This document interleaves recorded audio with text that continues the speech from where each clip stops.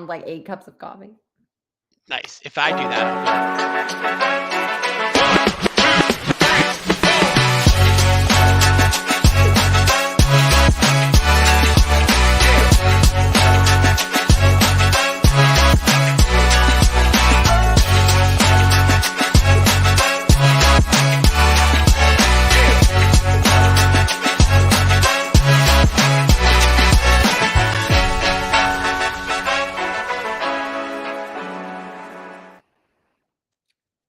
Hello, hello. It's Friday. Welcome to Watson Weekend. I am your host, Jessica Lasesky, and we have Nick Kaplan joining us again.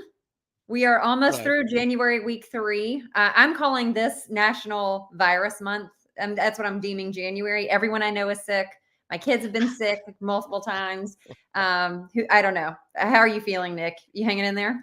I'm surviving, which is kind of it's like the operative word in my house, just survive. And thank God it's Friday and I'm back. Yes, you're here. Yes, and today is actually I think we've taken to some random facts, and I think today here's some of the things that happened as we sort of head into the show. Let's see, the largest diamond ever, 106 carats, was found in 1905. Oh, nice. I did not know this, but our producer put in front of me that the first demonstration of a television happened in London in Oh, wow. 1926. I Oakland didn't know Raiders that. entered the AFL in 1960. As a father of 2 dads and a huge advocate for equality in women, the first female position appointed to a president, Janet Trevely, in 1961. Pour one out for her. And Way to I'm go. gonna I'm gonna make us feel old. Kimmel debuts in 2003. Oh, wow. And I'm going to make us sad. In 2020, Kobe Bryant leaves us, which is still to this day pretty devastating. It is very devastating. So Jess, partner, what do we have lined up this week? Yeah, so for those of you who are not familiar with the show, welcome. This is your little dose of headline news, Friday fun, but we also try to bring in some facts to keep you moving through your week. So the format that we've got this week, we're going to go through some headlines, call a little headline hangover, and give you guys our take on it. And then we're going to walk right into what we've been doing every week for the first couple of weeks of this year, and diving into what's happening with the landscape, what's happening with this notion of organizations and the organizations of the future, and then our brand spotlight. And we're going to talk about Nick's favorite brand, Rent The Runway. He's got a very, very hot take on it. I have a hot take on it. I can't wait. It's going to be really fun. But because it is Friday and we like to keep the conversation barstool ready, just like the playoffs, it's playoff time, and we are hitting the business end of the season as earnings and things come out.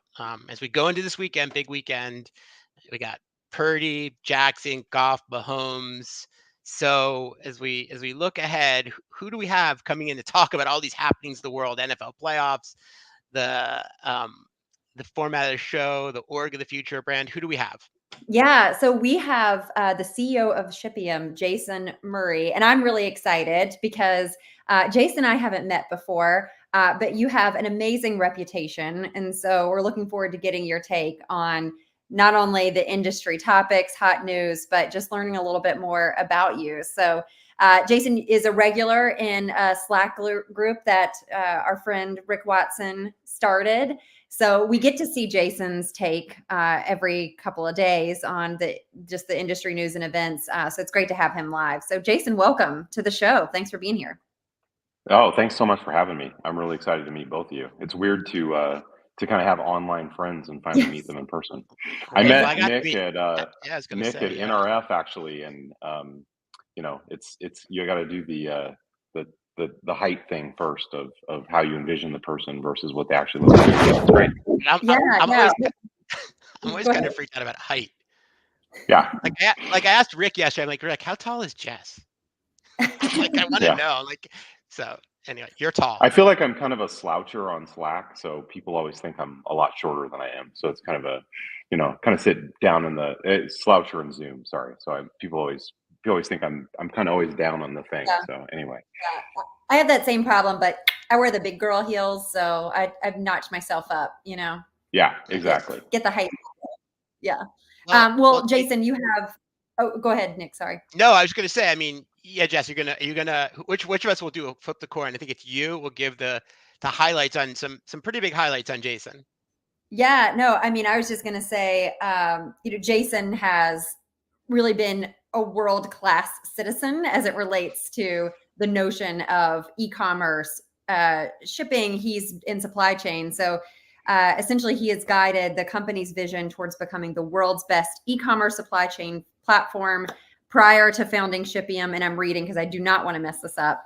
Spent 19 years at Amazon in roles such as VP of Retail Systems, VP of Forecasting and Supply Chain, and owned the software and operations that power Prime, Subscribe, and Save, and pricing. So we really do have an industry veteran with lots of good inside info. And you are also University of Washington grad. So who would you pull for? Like, so we knew college sports maybe, but what we talked about this NFL playoffs and things kicking off. Who's kind of your hot team? Honestly, I'm a Seattle, kind of rampant Seattle sports fan. You're so the the first thing you do, yeah, I'm a 12th person. Exactly. Yeah. No, the first thing that happens is you just go for pure hate. So I'm like anyone that can beat the 49ers, I'm happy with that. So I was a Green Bay fan last weekend. I'm a super big Detroit fan right now. But I'd love to see that, right? Goff, it'd be great, right? Exactly. Yeah. No, it's anytime the 49ers lose, I'm happy. Just kind of years and years of painful rivalry. But I actually think in the playoffs, I think Baltimore, I feel like it's their year for some reason. I just think they look really good, both defensively and I think they're all set up to do the whole thing. But we'll see. That's why they play the game, right? I agree. I was actually at the Ravens game last weekend. So my sons are into NFL football. My 8-year-old's favorite player is Lamar Jackson. And we got to, and just watching them is amazing. It's in watching Lamar in how he operates and navigates the field. He is MVP worthy. I think definitely MVP worthy. Yeah, I think you watch. One of the great things about watching sports is just seeing the whole team working together. Kind of like individual team performance trumps individual performance. And what I love about Baltimore is they kind of exemplify this notion of the whole way the system works in terms of how they play defense and how they play offense. It's all kind of totally coordinated, such that that's how they win games. So they end up kind of wearing these teams down in the end. And I just love that. I love that aspect of sports in general because I think it applies really well to management and companies. So sounds like us and the consumer, how we just wear them down until the end. So, but we've now learned one thing about you, but we're actually going to learn two things and one not real thing about you. So we're going to get to the segment of two truths and a lie. So are you ready, Nick? How are you feeling? Did you work on your mojo to get this going? I mean, we're both just without Rick. We're both 0-1, just for the record. We really are. We're our whole thing on this is going to be handing up. So I will take a shot. I mean, I met you in person, Jason. Is Rick the human lie detector? He might be. Apparently. He might be. Okay. I think he has a good way to sniff it out. Yeah. Okay. Like someone's going to come up with at some point the Watson touch. Yeah. Like, I've got the Watson touch. TM. Let's go ahead and trademark it before he can. So, all right, we're going to get into the two truths and a lie. So, Nick, are you ready? I'm ready. Here we go. All right. So shipping/Prime is the second biggest growth driver for Amazon after price. These all are thematic, by the way. Prime customers bought 4 times as much as non-Prime. And labor is the most expensive part of the e-commerce process. I definitely think labor is the most expensive part for sure. It's something that we'll get to when we get to the couple parts of this call. I think that Prime customers may have bought more than 4 times, but I'm going to hold on that. And the first one was the second growth driver at Amazon was Prime. Second biggest. Yeah. After price, shipping is the second biggest growth driver, shipping/Prime. I am going to say that number 1 is false. And so am I supposed to score it? So you're supposed to tell me the one if I'm that, right. wrong. What's false? What's the lie? So false is the labor comment, and the point I was making there is I think transportation ends up dominating your cost structure in e-commerce, whereas people kind of spend a lot of more time on fulfillment center labor, right? And Yeah. I think typically what happens is, where you spend, we will typically say 2/3 to 3/4 of the cost of a shipment, actually fulfilling a shipment to a customer, comes Yeah. from the transportation cost. So Can I if you're just going to focus on an on this area, for a second? Because I yeah, think absolutely. so. Is it because that's the lever that people feel they can control the most? Is the labor part, and the transportation part feels so much more out of control because you have the carrier dynamics, you have other competitive dynamics of just how fast you're trying to get something to the customer. Just curious. Yeah, I think that's a big part of it. I think to some degree, you have to obviously get the package. You have to get the stuff into a package and send it out. So it's important to some degree. I mean, it is important. I think from an efficiency standpoint, I think it's because there's more direct control over it. And it's also very tangible. And then I think it's kind of hangover from how distribution was done kind of pre-e-commerce. That's my other theory. I think Yeah. you think of the world where you're moving stuff to stores and that ends up being the dominant cost. And I think there's kind of a general consensus that that's how you think about the world. But as we move into an e-commerce first world, as you guys know, I think, transportation and all of the things you can do to control that become a bigger and bigger part of your cost equation. I guess it's interesting, and I'm kind of surprised that I didn't think about that. But I do think that, and again, we have a packed agenda to kind of get through, and hearing you already, I think it's going to be amazing to have your insights. But it is something I think the consumer doesn't really think about, right? I think consumers don't think about freight from the FOB point to the distribution center, from the distribution center to the store or to them, and then the cost of returns. And I do think it's a really great point, because it is a huge driver of cost increases and a huge impact of P&Ls for companies. Exactly. Yeah, no, that's absolutely right. So, well, Jess, we're ready. I know we still suck. I can just see Mr. Watson watching the show right now saying Kaplan. Get ready to get ripped on. But all here right, we well, here we go. So we're gonna He's definitely watching, but it'll make him feel like he's needed. I'm so surprised that good. either my chat or my phone isn't blowing up with taunting. Yeah, and he's a very trusting person. So, and he's super kind. So I'm sure he's thinking things, not saying them. But I'm still sitting here. Here we go. Turn out. All right. So we're gonna dive into some headlines, and it is the headline.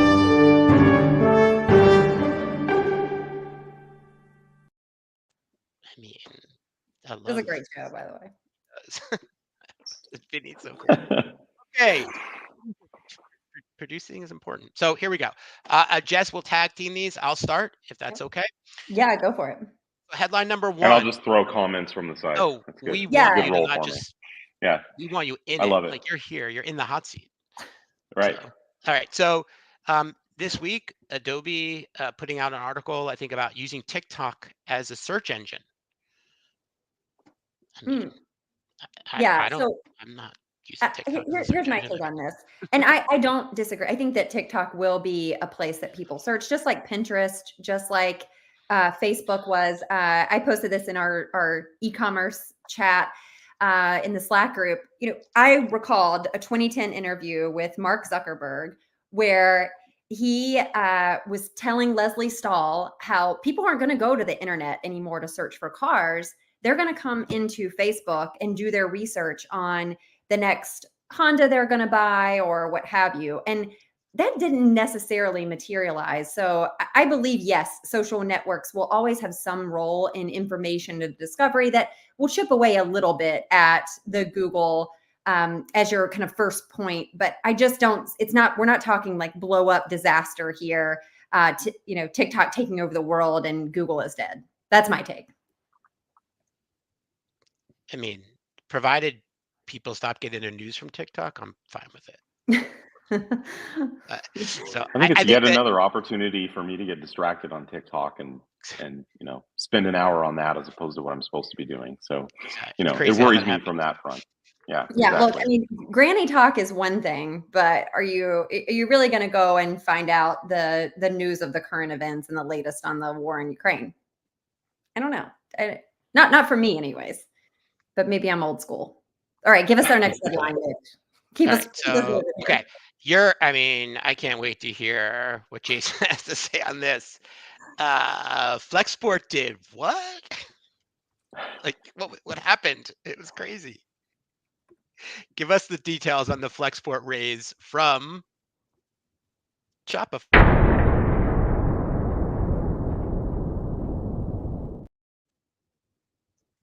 The thing I was trying to get straight on this one is they sold.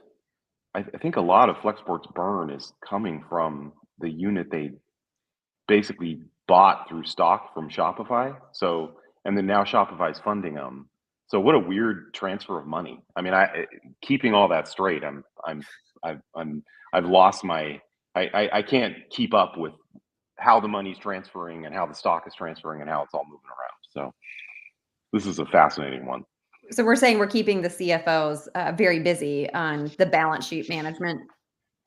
Yeah, maybe they're not ready to get rid of Carta yet because their cap table must just be crazy at this point in terms of how it all wraps up. But I think with freight going down so much, this is just a really hard business, and it's so dependent on the cost of containers, as we talk about a lot. And I think I think they've gone up a little bit, maybe because of the issues in the Middle East with the Suez Canal, et cetera. But that company is just if you're valued based on what the container cost is, obviously they're going to go up a lot during the pandemic when things were $30,000, $50,000 a container, and now they're riding the wave down. But that those businesses that are that heavy on the physical side, they're just it's such a tough thing to get that right and also keep up with the tech investment, et cetera. Yeah. Well, I have a question for you guys. Would you guys turn down a $5.6 billion check? Would I turn down a I mean, it would be a fun couple of days with Nick and I feel like, but yeah. I'm asking because Macys, we know what happened with Macys and their takeover bid. And is this just they're negotiating? What's happening? Posturing. Yeah. All right. We'll get to our next headline. Yeah. Oh, go ahead. With Macys, with Macys, I think that there's sort of this interesting position that they find themselves in with these assets, but with this, what they won't say, but we will, a failing business model. And so I think it's sort of the board probably thinking that it has a fiduciary responsibility, probably some liability, and is looking to kind of extol its pound of flesh to the greatest degree it can. But I don't think it gets better. I don't know, Jason, if you have any opinions on the Macys situation. I think it's really hard for companies that have been. I mean, what do you think Macys was worth in let's say 2010? I don't know. Pick a time plane. I mean, I feel like the thing that's hard for people to swallow is just how much they've fallen to be down to a $5 billion company. It's just really hard for people to, once that watermark gets set, it's really hard for people to kind of go down to this new level, and that is a massive drop. I don't remember the details of like what Macys was worth 10, 20 years ago, but we always kind of considered them to be a world beater.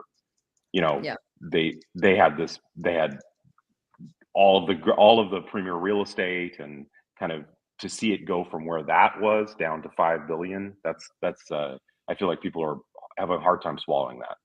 Yeah. So Macys in 2015, and this is the beauty of doing the show, was 24 billion.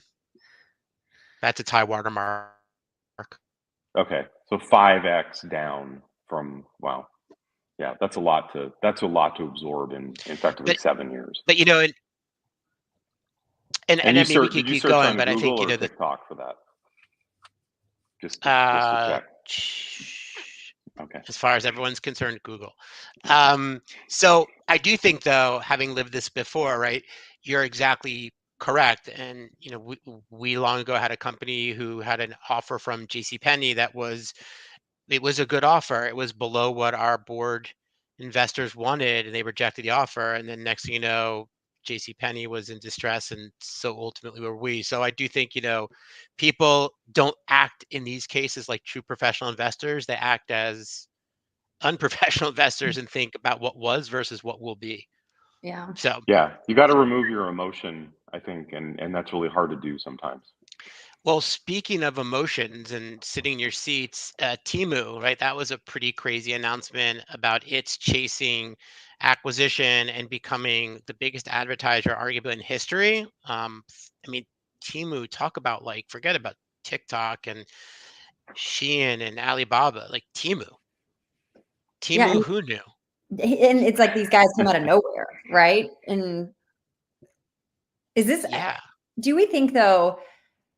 Teemu has this trajectory. What's going to make Teemu different from Wish? So Wish had this huge rise, similar types of products, similar challenges with lead time, and you know maybe Teemu's fulfillment's better. I'm not sure.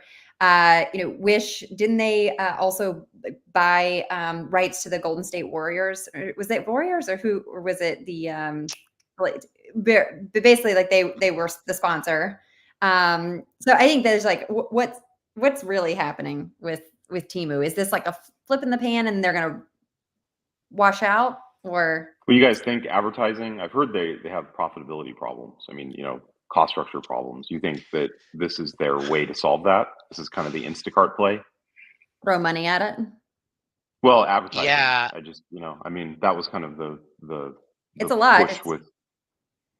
Well, think about it, right? I mean, think about and this is I love this topic about customer and business value based on customer. So let's just say that Teemu can acquire a customer for $100 and they've spent 2 billion, I think 1.2 billion so far in advertising with a crazy budget. But you divide, right, 1.2 billion by $100 and that's sort of the number of customers, and you know that those customers are going to spend a certain amount, right? And then that becomes revenue. And so the challenge is like not about one-time purchase, it's like two-time purchase and three-time purchase and four-time purchase. And I don't think we as an industry can necessarily trade on the traditional like lifetime value. I think 12-month value or picking some point in time that we spend against, but it has to be greater than one. And so I think that Teemu is a combination of trading on future value based on a business models and a competitive set and an association and getting the benefits of that. But to your point, Jason, at some point, right, you have to show, like, we didn't put Netflix in the headline this week, but like that was insane. And gosh, I mean, I can't imagine that other businesses could find something that they could close the loophole of a shared password and benefit. But Netflix is growing its customer base. So Teemu and others, as they get to the point of public exposure or transparency, has to do that too. And I don't know that they can do it. Like, I bet you if I went around to 100 people in my neighborhood in Manhattan and asked if they knew what Teemu was, like most would say no. No. But yeah, you just worry that the LTV is not there. Yeah, it'll be interesting to watch. And I mean, yeah, and how well can you build LTV when your ASPs are like sub $10? That's another story. People are going to move on to the next thing, you know, funded thing. Yeah. And honestly, Amazon could take them out in a second because it's the same products.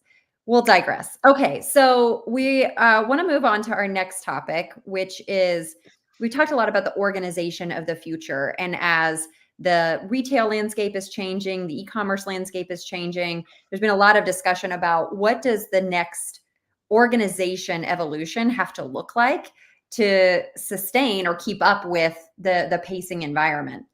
And so I think there's a lot of things that we can even bring from the headlines this week into this topic. One is we've had these innovation centers like within Walmart completely shutting down, and innovation was such a hot topic. I think that was not only the word of the week, it was the word of the year 8 to 10 years ago, and these innovation labs are setting up. We brought innovation teams in because our day-to-day employees and executives didn't know how to be innovative. And so we had to infiltrate the organization with a whole separate function to make them smarter.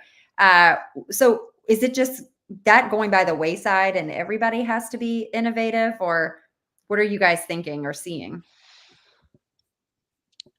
I mean, I went to a dinner recently where everyone was touting how innovative their organizations were being. And, since I'm not really a corporate guy anymore, I was the last person at the table, got like Siberia, but I was there. And when it got to me, I said, guys, think about what you're saying. Your companies aren't being innovative to be progressive. They're being innovative to survive, to be desperate. And I think that in a lot of these companies is sort of a challenge. However, at the same time, to see what happened this week with the changes in org structures and investments and focus on innovation was disheartening. Yeah. I would say two things. I think one of my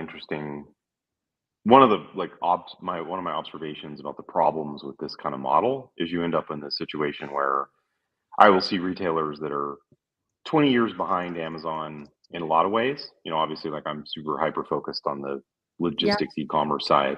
And then they're trying to do things that are kind of 20 years ahead in these innovation centers.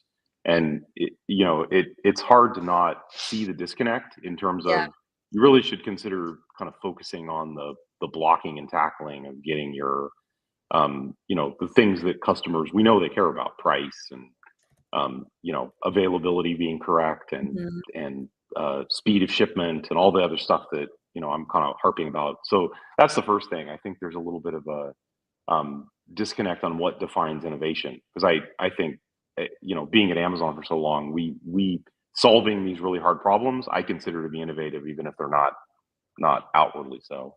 And then I think the second problem is I don't think you can build things in a vacuum. You need to think about how it fits into your overall business model, and you're almost like kind of passing the buck by trying to build it in a separate area, as opposed to how do you figure out how to make your org efficient enough to actually roll these changes into the real business, right? The actual business. So I think it's a great point. And I think, and I'll raise this topic for us, right? Innovation is they're tactics, right? Being innovative is a good mindset, but it's not a strategy. And I think that a lot of people think that, okay, I'm going to be innovative and be strategic as a result. So I guess, Jess, to you, right? Do you think that we're strategic? I mean, do you think that the dynamic of leadership and that we are using strategy as it should be used inside of these orgs?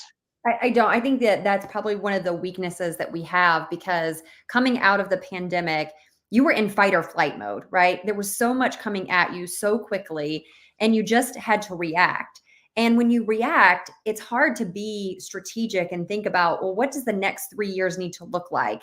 If you're in a company that's in distress, you don't have the time to think through, all right, what's my 3-year plan? And let me have the fortitude and the conviction to keep that plan going. And so a strategy can change from 1 year to the next, and you can't make any momentum that way, right? I think that some of the best brands that we have seen do really strong turnarounds had a strategic vision that went out multi-years. They focused, to your point, Jason, they weren't like, oh, let's go do the next shiny thing. They focused on the things that they felt like were going to matter.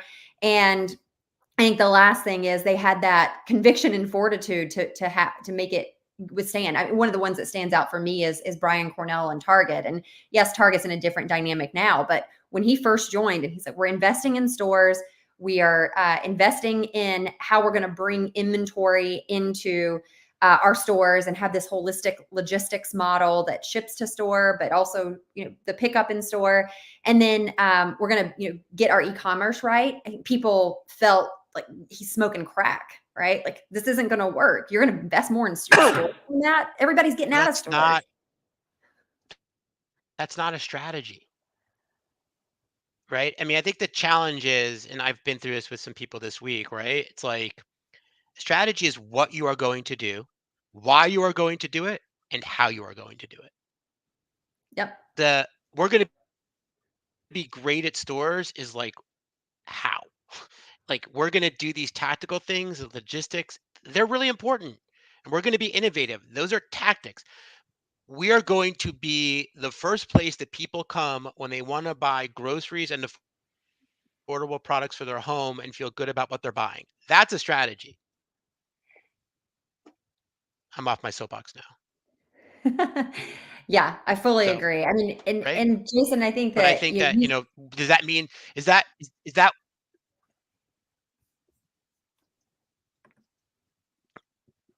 yeah, I think I'm having latency again. Sorry. Yeah, I think you're a little bit behind. Jason, to you, you talked about seeing all these different companies, and they're placing these bets in these innovation avenues. Why do you think that? Like, what has been difficult with them in terms of how they've tried to embrace a strategy or embrace something that feels strategic versus just either tactics, to Nick's point, or they're chasing something really shiny? Probably a little bit more about the shiny. It's probably a little bit about like I'm looking for a quick fix that's going to change some things. I think there's also just, I mean, I think people want to, they're looking for an approach, right, in some of these cases. But I don't have a great answer for that. I think I think there is this kind of tendency to stick your head in the sand a bit, though, on the state of your core operations, and then you kind of say, okay, good enough, and then we're going to go off and do this thing. And I think part of it just maybe comes down to not understanding how bad you're doing on the core pieces, right? We generally see. I'm answering this after saying I don't know, but anyway, I think you just generally see people don't realize how poorly they're performing in core e-commerce, for example, and that's my window into the world, right? And the what I see it as is I get friends all the time that are constantly texting me, sending me emails, and saying, "Look at this delivery experience I just had, where it basically said, it doesn't tell me when I'm going to get it. It says it says maybe it'll ship in a couple days and come in 10 days, right? I mean, and this really pissed me off, and I decided not to. I just went to Amazon and bought something else, right? When are you guys going to fix this, right? So that's kind of and I just don't think people are honest about how bad some of these experiences are, because it's really hard to fix. It's going to take a lot of work. Well, Nick, you've sat in boardrooms. Is it just come down to it's much easier to sell the shiny thing than say, hey, we're going to double down and we're going to just take the friction out of shopping. We're going to clean up our inventory. We're going to make our logistics better, because that's not what sells and gets people excited. I mean, there's like so many things to say to that really quickly. What I'll say is like, yes, like we do not stay true to our visions and our strategies. We manage to a board, and we manage to private or public equity. 2, there are no silver bullets. Like, they don't exist. Boom. You achieve your strategies, your goals, through firing a whole bunch of lead bullets. Like, that's it, period. And because we don't adhere what's new, it takes you off course. And ultimately, when you play defense and you're being innovative out of desperation, you're dead. You're done. And if companies realize that far sooner, they could file bankruptcy, which is a great vehicle, and transform versus file bankruptcy to liquidate or sell the IP to another user. Yep. Off my soapbox again.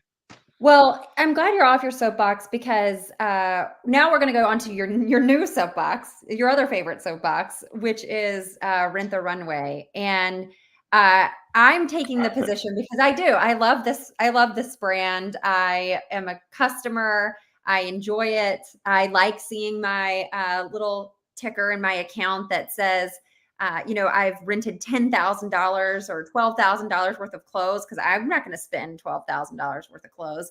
But this company is in trouble. And Nick, I know you're going to help lead us there. But Jason, I'd love to hear your take as well, from like the logistics perspective, from the whole notion of how their business model works. I know you've got a lot to say about this one too. Yeah, I mean, I'll start us off, but I think it's a really hard business model if you look at it from the logistics thing, right? I mean, the whole thing with logistics is you're trying to kind of reduce physical distance and kind of create scale. And I think the whole point that kind of every one of the shipments you send out is ultimately going to be sent back, right, from kind of an individual location, and how do you combine and sort those together? And we went through this a bit with, or I was involved a bit with this, the Amazon.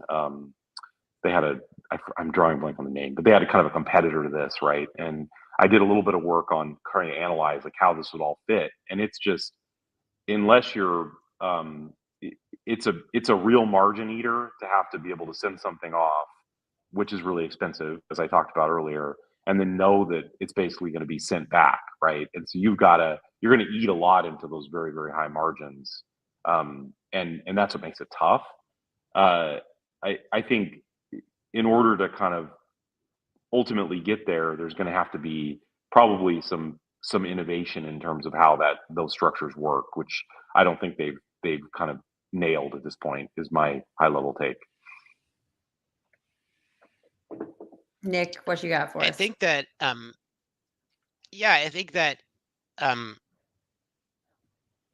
it's a yield optimization model. It's not a retail business in the traditional sense, right? You need 5 or 6 months of subscription to get your money back. It's an expensive customer to acquire. And I think really salient point by Jason, it's a really expensive business on the logistics side. And so you rent, you send back, you receive, you clean. The laundries are expensive. The labor That's a good isn't point. inexpensive. And then you put it away and you do it again. And I think that, my history is deep. We were at Fashion to Figure way back in the day. And I think that Christine Hunsaker from Castle is one of the smartest people I've met and has been really doing a great job of evolving and figuring out that business model. And they evolved into white label. And I think for a lot of brands that do it with them, it's about acquisition in the ecosystem when vertical brands have high margins to play with. Rent the Runway doesn't have the scale to produce at the 80% IMU that an Express or a New York company or a Ralph Lauren has, and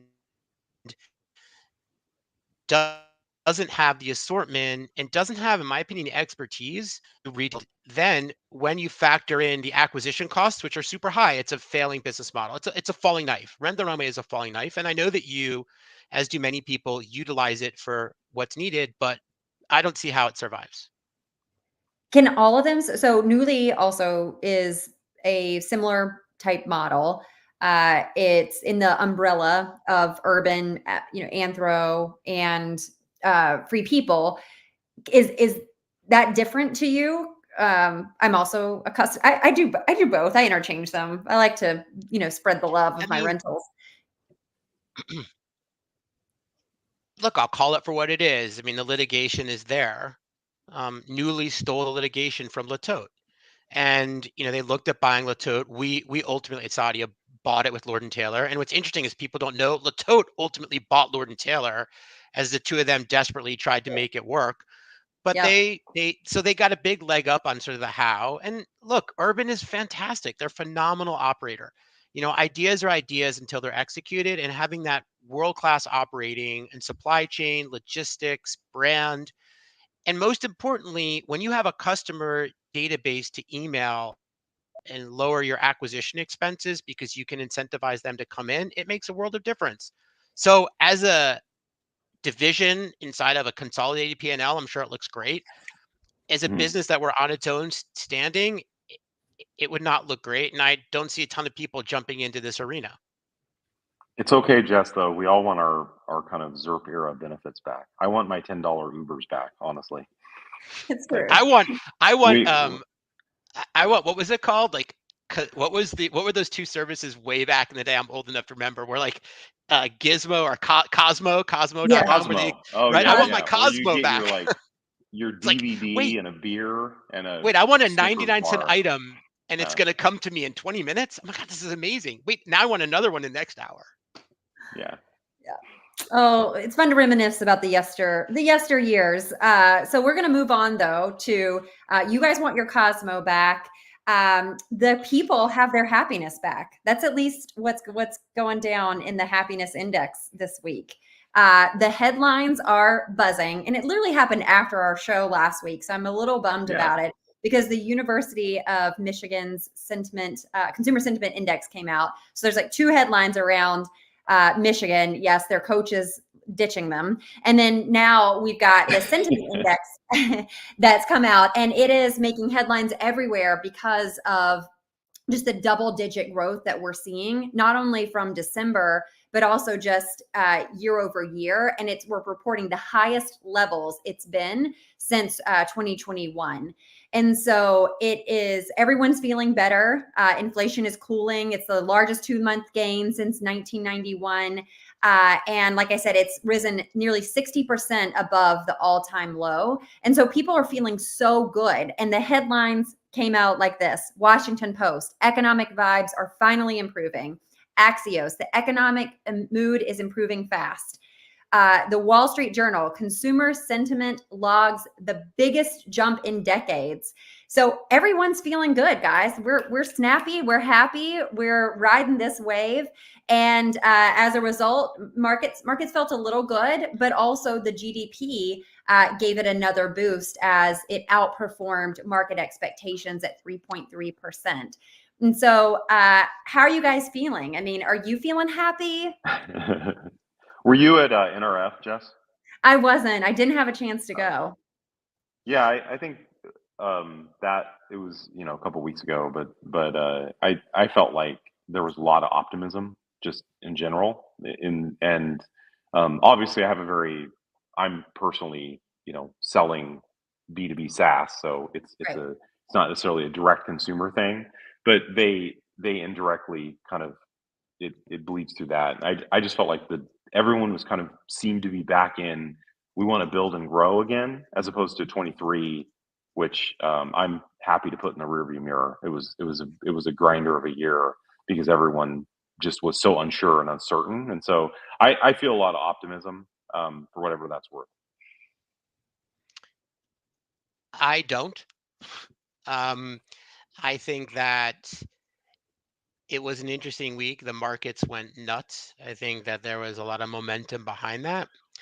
And I think that while the numbers themselves, both with wage increases and the, um, our happiness index, I will be the thorn in your side, Jess. I apologize, but That's okay. look, I think, my daughter looked out the window the other day and she's like, "Daddy, what are they doing?" And she's 7, and they were like putting the boot on a car and then like towing it. And she's like, "Well, why do they do that?" I'm like, "Well, because people don't make their car payments, they take their car back." And I think that that's real. And I think that right now it's almost like when someone comes in and says, "We're up 30%."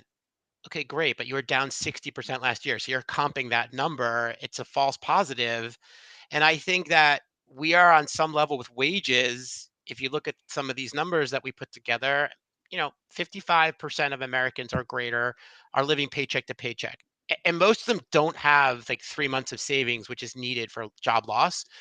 A lot of them are in hourly positions and don't have benefits. And when you think about, missed payments, late payments, and then what that does to a person's credit rating and the death spiral that effectively as a consumer it sends you into, it's tough. And so I can't dispute the numbers. They were good. I think that they are not telling the story about the American consumer and family and its inability. MIT did the living wage survey, and I looked at it today. And in New York City, where I live, right? I said that before. It's you need $88,000 salary for a family of 4. okay, I go into CVS, I go into Walgreens, I go in to get a burger, I go in to pick anything up, gas. Those people aren't making $88,000. So thus I'd say all good, but I think that I'm still a bear on the next 6 months. I'm hearing just what Jason's hearing. I mean, I think for all the people listening today, and hopefully there's a lot of them, there's positivity potentially coming. I just think that there's still a reckoning with debt, election, uncertainty, and most importantly, the inability of people to have a living wage. Yeah. Yeah, I think there's a lot of moving parts. You know, I feel like people can tell me just about anything about the economy, and I'll like scratch my, say like that makes sense. That makes sense. Yeah, geopolitical pressure, etc.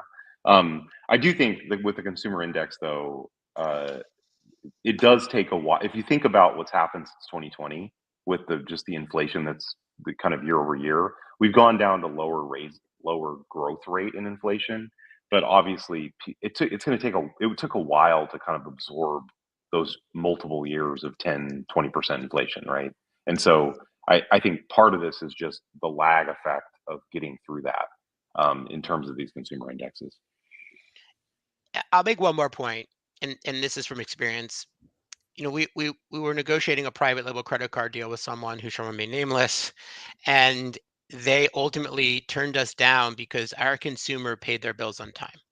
And so I think that if you look at the predatory nature of credit, the necessity and the pitfall, we have issues. And I think that we don't and can't regulate ourselves to spend within our means, but we can't do that because we don't have the means to live in this.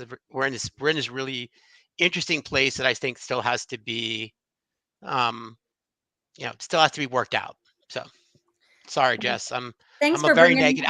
I'm very negative this week. Yeah, thanks for bringing your clouds on my rainbow. We I'm are. Here for. The time has really flown by. I cannot believe we're 46 minutes in.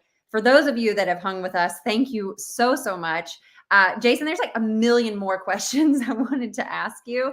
So we're probably going to have you back. But before we drop, we do want to have you reveal your word of the week. And I hear there's a really good story behind it. So let's hit it. I think Vinny's going to. Okay.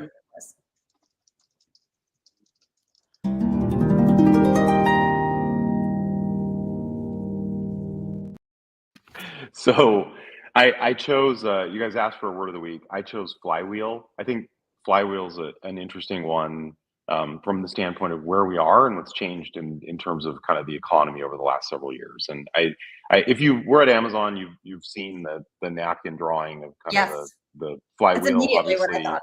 Yeah. Yeah, and that's, I mean, we put it on everything. It's really cool. It's like it would be on we did a weekly metrics review for the business for the whole, for all of and it was the front page, kind of always just in your face, showing you this is why we're doing what we do. Do you have a tattoo of it? I just want to know. Do I have a tattoo of it? I will not reveal. Yeah. So, maybe no. Anyway, but the thing that's interesting about it, it's kind of at a high level, it's kind of saying like your cost structure affects your growth and your growth affects your cost structure, right? And there's a bunch of pieces in it that made it really cool. But those two factors are interesting to me because I think over the last 10 years in kind of the ZERP era, we saw unbridled growth, right? Based on kind of factors that weren't attached to a real business model. And I think the word of the day in the VC space has kind of come to like responsible growth or viable growth. And we've gone back to this model where we're attaching the business to, we're kind of thinking about businesses in terms of what's actually feasible as opposed to, can I grow at any cost? Because ultimately, just like we talked about with the Innovation Center, it doesn't necessarily tell you anything. So I love this concept of the flywheel. I think it really applies well to the e-commerce space, especially the e-commerce logistics space, because typically if you can improve your cost structure, you're going to be able to reinvest that money into improve customer experience. And if you improve your customer experience, the delivery experience specifically, you're going to be able to take those gains in revenue and reapply that back to your cost structure through the advantage of having more scale and technology to support that. And so I think it was something that was developed in the early 2000s, pre-ZERP. but I think it's become in favor again today because it's so applicable to the way that I believe people should be thinking about their businesses, as opposed to just throw money at the problem and hope to figure it out later. So I love it. Can I ask you one last question? Is every business capable of building a flywheel, or does it only apply in certain business models? I think that it's a mental model. I think it applies. My personal belief is it applies at some level to every business, right? That wants to grow and get bigger. Yeah. I think at the extremes, obviously, the Amazons of the world with scale that the world has never seen is gonna shine, right? But I think you can't, just back to my point, you have to think about, as you grow, what is it going to do to your cost structure and how do you keep up with that? And then how do you kind of leverage the fact that you are applying your scale and actually improving your cost structure with it, those two factors. And if Amazon, you're kind of looking back at my years there, one of the interesting things was they were probably the company that was the absolute best at leveraging their scale. And I think that's a lesson that we can all take away. As you grow, you need to find a way to use that advantage for your business. So.